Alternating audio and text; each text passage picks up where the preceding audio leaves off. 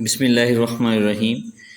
Dear students, آج ہم 6 class کی اردو کی کتاب چمپا کا سبق نمبر 12 جس کا عنوان ہے جیوے جیوے پاکستان، یہ ایک نظم ہے، یہ پڑھنے جا رہے ہیں۔ حسب معمول سب سے پہلے ہم اس میں الفاظ معنی دیکھیں گے۔ نیاری، نیاری کہتے ہیں انوکھی کو یا نرالی۔ من، دل کو کہتے ہیں۔ پنچھی، پرندے کو کہتے ہیں۔ محنت کش، محنت کرنے والا۔ پنکھ، پر۔ سر، ساز کی 7 آوازوں میں سے ایک، ٹھیک ہے۔ تو یہ تھے اس میں جو مشکل الفاظ استعمال ہوئے ہیں۔ نیکسٹ ہے تشریح، دیکھیے جیوے جیوے پاکستان، جیوے جیوے پاکستان، مہکی مہکی، روشن روشن، پیاری پیاری نیاری، رنگ برنگے پھولوں سے ایک سجی ہوئی پھلواری، پاکستان جیوے جیوے پاکستان۔ شاعر پاکستان کو ایک خوبصورت مہکتی روشن پھلواری سے تشبیہ دیتا ہے۔ جس طرح پھلواری میں رنگ برنگے پھول ہوتے ہیں، ویسے ہی پاکستان کے مختلف رنگوں اور خوبصورتیوں کا مجموعہ ہے۔ یہ وطن ہمیں پیارا، انوکھا لگتا ہے، اس کی خوبصورتی ہمارے دلوں کو بھاتی ہے۔ دوسرا بند ہے کہ من پنچھی جب پنکھ ہلائے، کیا کیا سر بکھیرے، سننے والے سنیں تو ان میں ایک ہی دھن لہرائے، پاکستان جیوے جیوے پاکستان۔ اس بند میں شاعر کہتا ہے کہ جب دل کا پرندہ جو ہے یعنی انسان کے جذبات پرواز کرتا ہے تو بہت سی آوازیں پیدا ہوتی ہیں، لیکن ان تمام آوازوں میں ایک ہی دھن سنائی دیتی ہے، وہ ہے پاکستان، یعنی ہر دل کی خواہش اور صدا جو ہے وہ پاکستان ہے۔ تیسرا بند ہے کہ بچھڑے ہوں کو ایک مرکز پہ لایا، کتنے ستاروں کے جھرمٹ میں سورج بن کر آیا، پاکستان جیوے جیوے پاکستان۔ تشریح دیکھیے کہ پاکستان نے ان لوگوں کو جو بکھرے ہوئے تھے یا مختلف علاقوں میں بچھڑ گئے تھے، ایک مرکز پر اکٹھا کیا۔ شاعر پاکستان کو سورج سے تشبیہ دیتا ہے جو کئی ستاروں کے درمیان روشن ہو کر چمک رہا ہے، یعنی پاکستان ایک طاقتور اور روشن ملک کے طور پر ابھرا ہے۔ نیکسٹ کہتے ہیں کہ سب محنت کش گلے ملے اور ابھرا ایک پیغام، اس پیغام کو سمجھو، یہ ہے قدرت کا انعام، پاکستان جیوے جیوے پاکستان۔ شاعر اس بند میں شاعر کہتا ہے کہ پاکستان کی تشکیل محنت کشوں کی محنت اور اتحاد سے ممکن ہوئی ہے۔ سب نے ایک پیغام کے تحت اکٹھے ہو کر جدوجہد کی اور پاکستان اس جدوجہد کا انعام ہے جو قدرت نے ہمیں عطا کیا ہے۔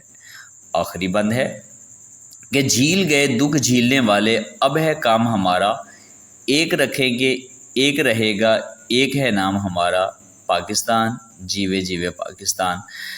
آخری بند میں شاعر کہتا ہے کہ ہمارے بزرگوں نے دکھ جھیلے، قربانیاں دیں، اب ہماری ذمہ داری ہے کہ ہم مل کر کام کریں، ہمیں اتحاد قائم رکھنا ہے اور سب کا مقصد ایک ہی ہونا چاہیے، پاکستان کی ترقی اور سربلندی، ٹھیک ہے۔ اس میں معروضی سوالات دیکھیے کہ یہ نظم ہے حمد، نعت، ملی نغمہ یا غزل۔ یہ نظم جو ہے یہ ایک ملی نغمہ ہے۔ اس نظم کے شاعر کون ہے؟ اس نظم کی شاعر جو ہے وہ جمیل الدین عالی ہیں۔ اس ملی نغمے میں قائم رہنے کی دعا مانگی گئی ہے پاکستان کے۔ شاعر نے پاکستان کو ستاروں کے جھرمٹ میں تشبیہ دی ہے، سورج کی دی ہے۔ ملی نغمے کے بار بار دہرائے جانے والے الفاظ کون سے ہیں؟ تو اس کے الفاظ جو ہے وہ جیوے جیوے پاکستان ہیں۔ نیکسٹ جو ہے وہ زبان شناسی اور قواعد ہیں۔ کہتے ہیں کہ بہت سارے اردو الفاظ ایسے ہیں جو لکھنے میں یکساں ایک طرح ہیں، لیکن ان پر اعراب یعنی کہ جیسے ہم زبر زیر پیش لگاتے ہیں تو ان کے معنی جو ہے وہ الگ الگ ہو جاتے ہیں۔ جیسے میل اور میل، دونوں دیکھیں کہ سیم ہی لکھے ہوئے ہیں، لیکن اس کے اوپر زبر ہے تو یہ میل پڑھا جائے گا اور اس کے نیچے زیر ہے تو یہ میل پڑھا جائے گا، لکھنے میں سیم ہے، ٹھیک ہے۔ جیسے گندگی جو جسم پر جمع ہو جاتی ہے اس کو میل کہتے ہیں۔ میل فاصلے کی اکائی جو 1 کلومیٹر سے کچھ زیادہ ہوتی ہے۔ اس میں انہوں نے کہا ہے کہ ان کے جو ہے وہ جملے بھی جو ہے وہ بنائیے۔ میں نے دیکھیں گے یہاں پہ انہوں نے 2 الفاظ کے جملے بنانے کے لیے کہا ہے، بٹ میں نے صاحب کے جملے جو ہے وہ بنا دیے ہیں۔ جیسے تیر، اس کا مطلب ہوتا ہے پانی میں تیرنا، وہ بچہ پانی میں بہت اچھا تیر لیتا ہے۔ تیر، کمان سے چلایا جانے والا ہتھیار، شکاری نے ہرن پر تیر جو ہے وہ چلایا، ٹھیک ہے۔ بیل، جانور جو گائے کا مذکر ہوتا ہے۔ کہ بیل نے زور لگا کر بھاری گاڑی کو جو ہے وہ کھینچ لیا۔ بیل جو ہم گھروں میں بیلز لگی ہوتی ہے نا، درخت اپنا ایک رسی کی مدد سے اوپر چڑھتی ہے، نرم شاخوں والا کسی سہارے سے اوپر چڑھنے والا پودا ہوتا ہے۔ انگور کی بیل آہستہ آہستہ لکڑی کے سہارے اوپر چڑھ گئی، ٹھیک ہے۔ پیسا اور پیسہ دونوں دیکھیں لفظ سیم لکھے ہوئے ہیں، لیکن اس کے اوپر زبر لگائیں گے تو یہ پیسہ بنے گا، اس کے نیچے زیر لگائیں گے تو یہ پیسا بنے گا، ٹھیک ہے۔ کوئی چیز پیسی گئی، جیسے چکی میں تازہ آٹا پیسا گیا جو بہت خوشبودار ہے۔ نیکسٹ ہے پیسا، پیسہ، اس کے اوپر زبر آنی، یہاں پہ کمپوزنگ کی مسٹیک ہے۔ روپے کا 64واں حصہ، اس کھلونے کی قیمت 1 روپے اور 50 پیسے ہے۔ چوڑی کشادہ کو کہتے ہیں، کھلی ہوئی کو کہتے ہیں۔ اس سڑک کی چوڑائی بہت زیادہ ہے، اس پر کئی گاڑیاں جو ہے وہ بآسانی گزر سکتی ہیں، ٹھیک ہے۔ اور اسی طرح جو ہے چوڑی ہاتھ میں پہننے کا زیور جو خواتین پہنتی ہیں کہ ماں نے بچی کو عید پر رنگ برنگی چوڑیاں لے کر دیں۔ چین، اس میں بھی کمپوزنگ کی مسٹیک ہے، یہاں پہ دیکھیں گے یہ چین ہے، اس کے نیچے زیر آئے گی۔ ملک کا نام ہے چین، ایک ترقی یافتہ ملک ہے۔ چین سکون و آرام کو کہتے ہیں کہ امتحان ختم ہونے کے بعد مجھے چین نصیب ہوا، ٹھیک ہے۔ نیکسٹ جو ہے وہ سابقے ہیں کہ وہ علامات یا الفاظ جنہیں کسی لفظ کے شروع میں استعمال کر کے نئے لفظ بنائے جاتے ہیں، سابقے کہلاتے ہیں۔ کہتے ہیں کہ دی گئی مثالوں کو دیکھ کر نئے الفاظ بنائیے اور اس کو کاپی میں لکھیے، جیسے بے سے بیکار، ہم سے ہمدرد، نا سے نادان، خوش سے خوش اخلاق۔ تو یہ بے سے جو لفظ بن سکتے ہیں بے حد، بے سود، بے وقوف، بچپن۔ ہم سے بن سکتے ہیں ہم سفر، ہم راز، ہم وطن، ہم خیال۔ نا سے ناکام، نافرمان، نامکمل، ناراض۔ خوش سے خوشبو، خوشحال، خوشی، خوشنما۔ کوئی بھی لفظ آپ بنا سکتے ہیں۔ نیکسٹ ہے علامت تعجب، یہ جو بیچ میں ہے نا ان بریکٹس میں علامت تعجب کہلاتی ہے۔ خوشی، رنج اور حیرت کے اظہار کے لیے علامت تعجب کا استعمال کیا جاتا ہے۔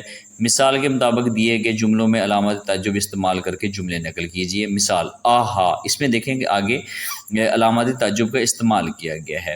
کہتے ہیں کہ بہت مزیدار کھیر پکائی ہے، مزہ ہی آ گیا۔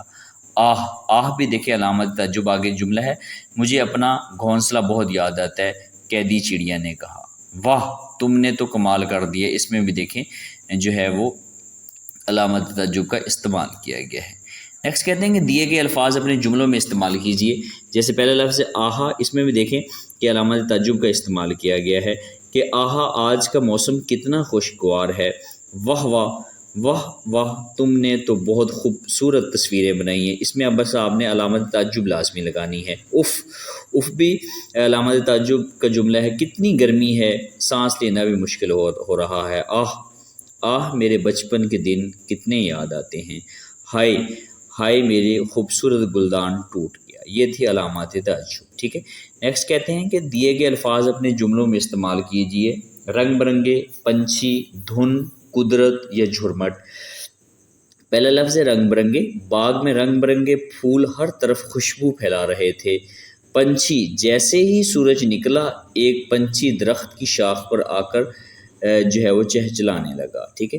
دھن، موسیقار نے ایسی خوبصورت دھن بجائی کہ سب جو ہے وہ سن کر محو ہو گئے۔ قدرت نے انسان کو بے شمار نعمتوں سے جو ہے وہ نوازا ہے۔ جھرمٹ، بچے درخت کے نیچے جھرمٹ کی صورت میں جو ہے وہ کہانی سن رہے تھے۔ نیکسٹ کہتے ہیں کہ اس ملی نغمے کا مرکزی خیال 2 یا 3 جملوں میں لکھیے۔ ملی نغمے جیوے جیوے پاکستان کا مرکزی خیال یہ ہے کہ پاکستان ہماری قربانیوں کا حاصل ہے، جسے ہمیں اتحاد، محبت اور محنت سے مضبوط بنانا ہے۔ شاعر وطن سے محبت، اس کی خوبصورتی اور یکجہتی کا پیغام دیتا ہے۔ یہ نغمہ قوم کو جوڑنے اور ملک کی خدمت کا جو ہے وہ جذبہ پیدا کرتا ہے۔ نیکسٹ ہے کہ اس ملی نغمے کا خلاصہ اپنے الفاظ میں لکھیے۔ ملی نغمہ جیوے جیوے پاکستان وطن سے محبت اور اتحاد کا پیغام دیتا ہے۔ شاعر پاکستان کو خوبصورت اور روشن ملک قرار دیتا ہے اور یہ بتاتا ہے کہ یہ قربانیوں سے حاصل ہوا، اب ہماری ذمہ داری ہے کہ ہم اسے محنت اور اتحاد سے ترقی دیں، ٹھیک ہے۔ کہتے ہیں کہ نظم کے پہلے بند کی تشریح اور شاعر اور نظم کے حوالے سے کیجیے۔ نظم کے پہلے بند کی تشریح دیکھیے کہ جیوے جیوے پاکستان سے لیا گیا ہے یہ اپنا نظم، اس کے شاعر جو ہے جمیل الدین علی ہیں۔ شاعر بند میں شاعر پاکستان کی سلامتی کی دعا کرتے ہوئے اس کی سرزمین کو رنگ برنگے مہکے مہکے اور پیارے پیارے پھولوں سے سجائی کیاری سے تشبیہ دے رہے ہیں، اور ساتھ ہی وہ وطن عزیز پاکستان کی سلامتی کے لیے جو ہے وہ دعا گو بھی ہیں۔ ٹھیک ہے، یہ تھا آج کے لیسن، امید ہے کہ آپ کو پسند آیا ہوگا، دعاؤں میں یاد رکھیے گا۔ اللہ حافظ۔